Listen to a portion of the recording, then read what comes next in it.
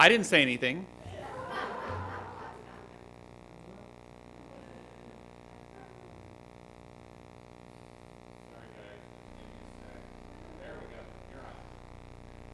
Oh, beautiful music. How long is a Metallica song? You know, it's hard to measure. Beautifully sung and so good to be home.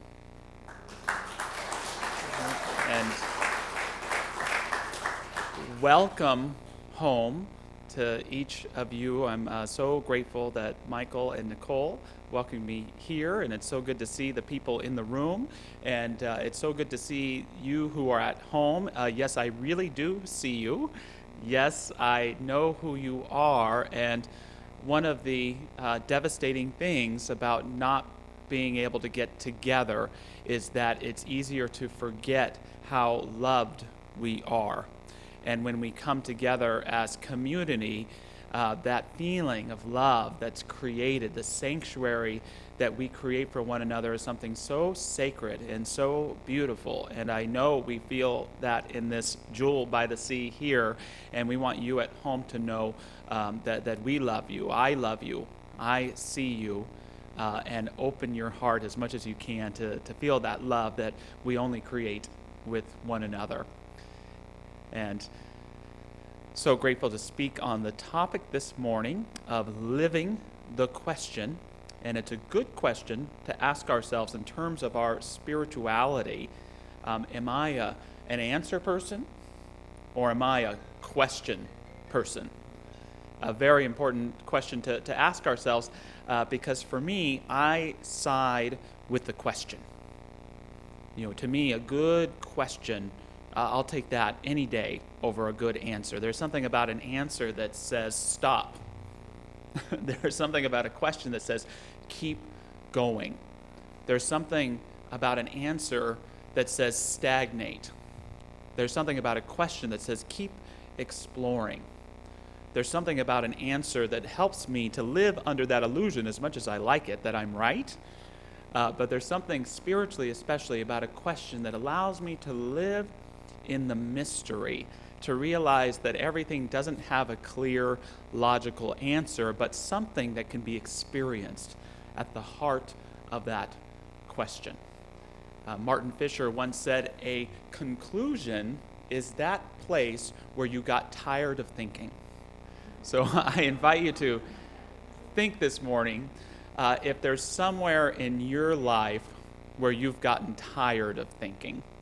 Someone you've put into a box, yourself perhaps, a judgment that you have about what's possible in your life, a way of seeing the world that perhaps is damaging to it because it needs to grow and change, just like all of us do. It's a powerful position. It's a powerful statement to say that my life is not a series of settled conclusions, but of unlimited possibilities. You want to say that with me? My life is not a settled set of conclusions, but of unlimited possibilities. And keep opening. And answers aren't going to help us with that. We need really good questions. In my own spiritual practice, there's been a couple questions I've really loved asking myself as of late. It's kind of hard, but the question is, and I invite you to ask yourselves, if you want, you can close your eyes, but just take a deep breath. And the question is, how willing am I to love today? How willing am I to love today?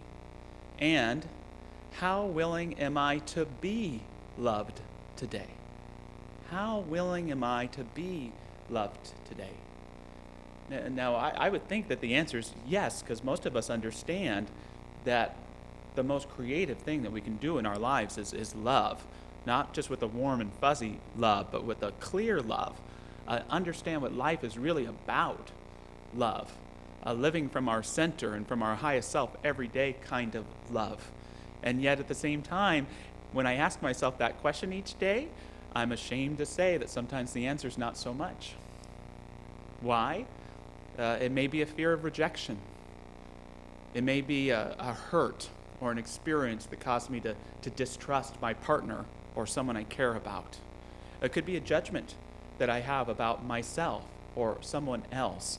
And so it's been a great question to help move me back into living in that flow of love, which is, again, the most creative thing that you or I can do for our lives.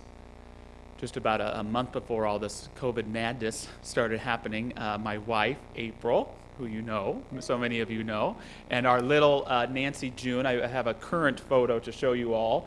The poor thing looks just like me. There she is. So we decided to take our daughter to the Children's Museum there in Denver. And we arrive, and there's this little toddler room, and so she's one at the time, and so I'm very watchful. I'm just very close to her, leading her through this play area, and everything goes okay, and then we move through the different floors of the museum, and it's mostly for older kids, so we're done in like a half an hour. And so April suggests that we take her back to this toddler play area, and I respond, okay, but it was pretty boring down there, not a whole lot to do. And April, master with children that she is, she says, Josh, you know, if you just let Nancy be, she may find it a little bit more exciting and fun and more things to do than you did. And I took it, naturally as anyone would, as a complete and utter attack on my character and of who I was as a parent. And so I did what any mature male would do. I sat on a bench and began to sulk while Nancy began to find and have the time of her life there in this playroom. And when you're in that position, that's when these questions work so well, when you're challenged, when you're feeling a little hurt, to say, how willing really am I to love today? How willing am I really to be loved by someone else today? Or am I really satisfied with being a giant man baby right now?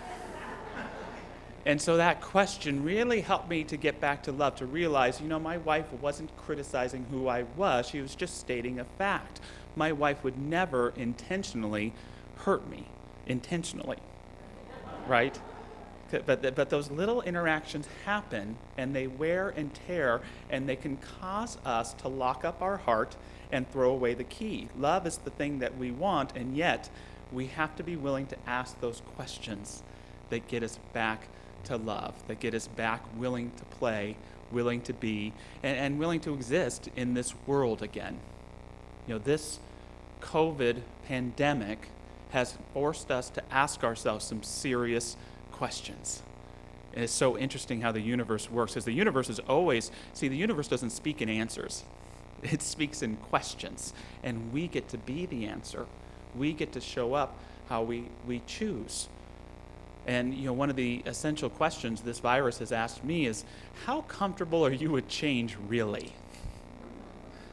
How comfortable are you with change really? How about it here in the room? Yeah, you at home. How'd we do?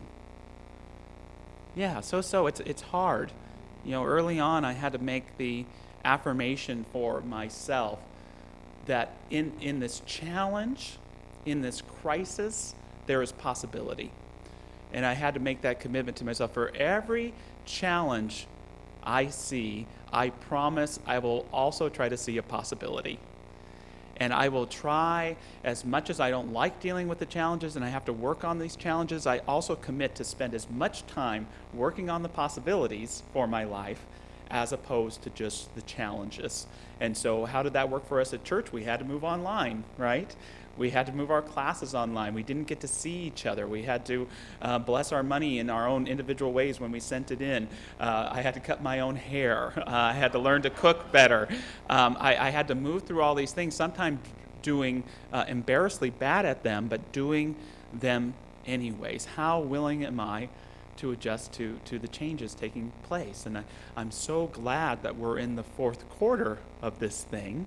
But to realize that what we're going back to is not the way things were before, but we have this newfound opportunity to build our lives brick by brick again in a way that is more meaningful and powerful to us.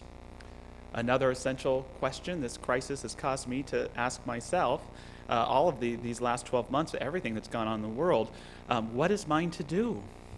What is mine to do? I know some of you have been around a little longer than I have, although I did just turn 40. I don't know how many of you know that, yeah? We don't have, Pam, do we have violins to pass out for the congregation today? But what is mine to do? I don't think in history since World War II, we as citizens have been asked to do more for our country, right, for our civic duty. I always think of Viktor Frankl, who said, for a Statue of Liberty on the East Coast, we need a Statue of Responsibility on the West Coast. And that applies not just for us as a nation, but for us as individuals to balance. How do I keep myself safe and others safe, and also keep living my life, and not surrender my freedom? And it's that balance to bring those things together. But we've been, what do I do? What is mine to do to help keep myself and others safe? Calls for greater racial equity going on in society that has caused us to not just look at systems, but caused us to look, caused me to say, I have to go deeper into my own consciousness. How can I do an even better job of making all people who I work with feel equal, including myself in the process? We had a historic election in a time of absolute political craziness, and our country came out and voted in numbers like it never had before for both sides, historically, in the midst of a pandemic. And so a lot of us have been asked, what is mine to do? Much less, why the hell is all this going on, right? It's not easy. I was always preparing remarks at my church to come out at the beginning and say, now that the aliens have arrived, it's very important that we hold them in prayer. You just didn't know what was going to come next. It just felt like it was something over and over again, and yet we're asked that question, what is mine to do, and why is all this going on? I love something our founder, Ernest Holmes, said. He said, even though there may be stored away in the subconscious many years of negative thinking along certain lines, this in no way need concern us. In fact, we do not even need to bother ourselves with what may or what not be there. What we need to do is to start today to make sure that the content of our conscious thought is good and think clearly and definitely about it. What occurs then is similar to drops of clear water falling into a glass of murky, inky water. Not much appears to have changed with the first drop, but slowly and surely the water in the glass becomes clearer and clearer until it is as clear as the drops that fall into it. And so in teaching spiritual practice and teaching this philosophy as individuals, I try to warn people, this meditation work, this spiritual practice work, it's not warm and fuzzy. Becoming conscious and aware is sometimes a painful process, because what we're doing is we're allowing those clear drops of pure consciousness to come into our being, and unless you're perfect, there's some murk on the bottom of your glass. And what happens is when that consciousness comes in, our stuff starts to come up. And sometimes it's painful, but we have to remember it doesn't have to be our stuff anymore. All I got to do is keep letting those pure drops come in so the murk can take care of itself. That's not me anymore. And I'd like to think that that's true on the collective end as well, that all of this so-called crazy stuff is somewhat the result of us becoming more conscious, more humane, more loving, more discerning, more clear, more committed to freedom than ever before. Our founder also tells us we never have to surrender our freedom, only that which is opposed to it. You never have to sacrifice your freedom, only that which is opposed to it from that inner strong landscape. So as things continue to come up in our individual consciousness and in our collective consciousness, let's pay attention to them fearlessly and yet continue to move forward courageously with those virtues and values that mean so much to us. Oh, I missed that. There we go. One final question that has come up for me a lot during this time, and perhaps for you, is how do I stay spiritually connected in these times? So hard to come together.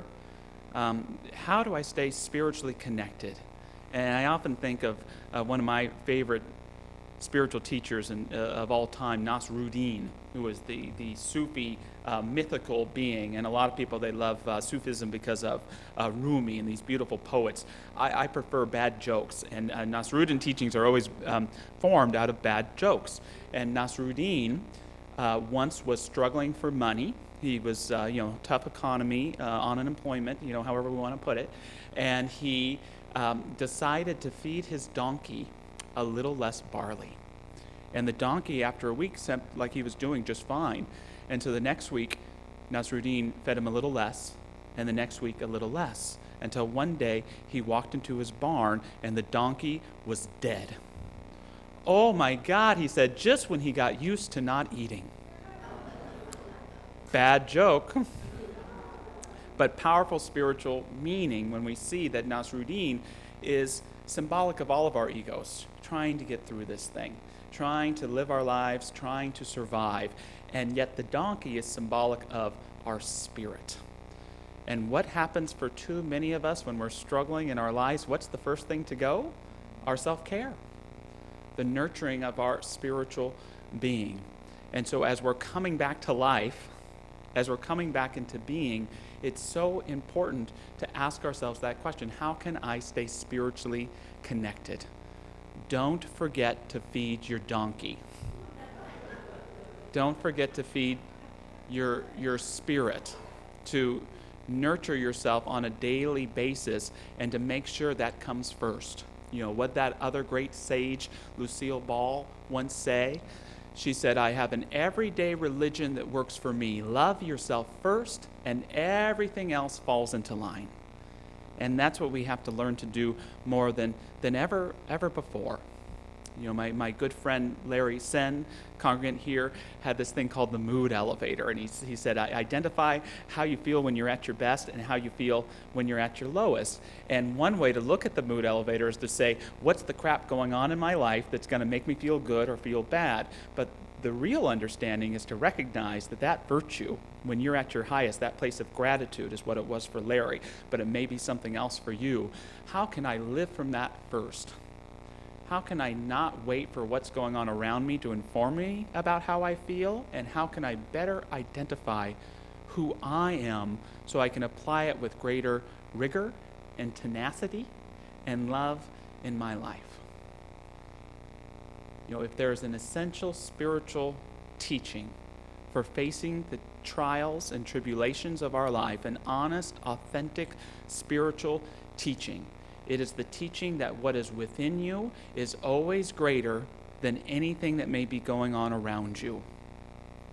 I hope this year has taught us something about that what is within you is always greater than anything that may be going on around you. Doesn't mean it's not challenging, doesn't mean it's not scary, doesn't mean don't turn a blind eye to it.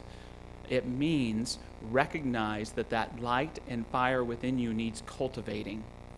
Because if we don't feed it, it's like Nasruddin and his donkey. You look within and your spirit has died, right? We have to keep feeding it. And I love these words that I'll close with today from Albert Camus. "In the midst of hate, I found there was within me an invincible love. In the midst of tears, I found there was within me an invincible smile.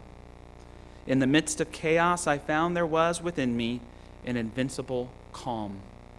I realized through it all that in the midst of winter, I found there was within me an invincible summer.